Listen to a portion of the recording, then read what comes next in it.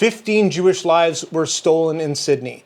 2 Muslim men stormed a Hanukkah festival with guns, and the government's grand crusade to disarm its citizens left them defenseless.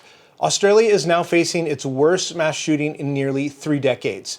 And the lesson is clear. When governments strip away the right to self-defense, they don't stop violence, they guarantee victims. Australia brags about its gun bans. They parade their disarmament policies as proof of progress. But when the bullets started flying at Bondi Beach, the police weren't there. The government wasn't there. The only thing their laws guaranteed was that innocent people had no way to fight back. Protection delayed is protection denied. And in that moment, the government's promise of safety was exposed as a lie. Citizens were left defenseless. Not because they lacked courage, but because their leaders had criminalized their ability to resist. They banned guns, yet guns were used. They banned knives, yet knives were used. Evil adapts. Violence doesn't vanish when you outlaw a tool. It simply shifts to another. The government pretends it can legislate away violence, but all it does is legislate away your right to resist it. Every new ban is a headline, every new restriction is a press conference, but none of it stops the killers. It only stops the law-abiding from defending themselves. This wasn't random. It was antisemitic terrorism. Imported hatred unleashed on Western soil. 2 men who rejected the values of the society they lived in, who targeted Jews simply for being Jews. And here's the uncomfortable truth. When governments open the gates to millions without demanding integration, without demanding loyalty to the values of freedom and tolerance, they invite hostility.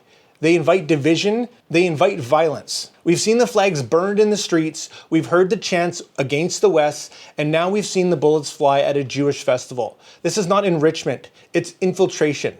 And governments look the other way, too afraid to admit their own failure. Australia's leaders will tell you this was an anomaly.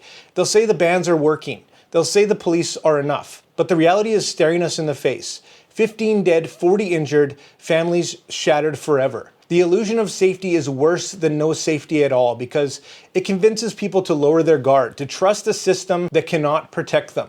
And when the moment comes, the illusion shatters, leaving only grief, outrage, and the bitter truth that the government failed. Canada sees the writing on the wall. We've watched Australia disarm its citizens, and now we've watched them die defenselessly. We've watched immigration policies flood nations with people who openly reject Western values, who chant hatred for the freedoms we stand on. Disarmament doesn't stop killers. It guarantees victims. Immigration without accountability doesn't enrich a nation. It fractures it.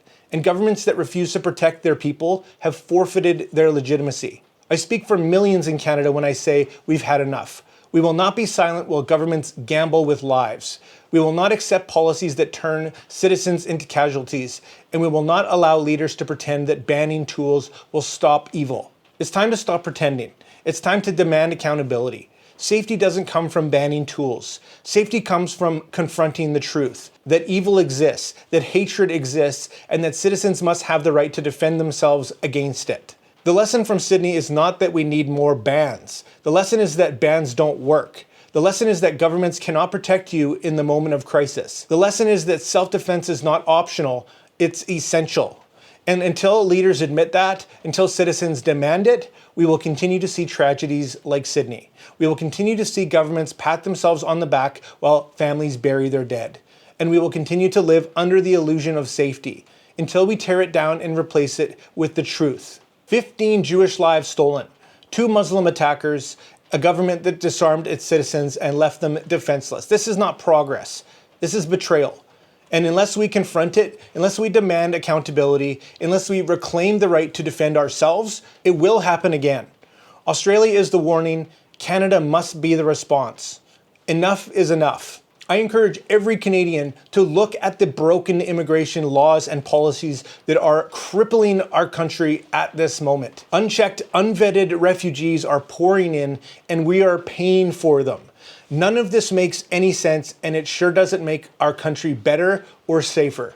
If you believe in this message, join the fight, like, share, and subscribe, and let them know that we've had enough.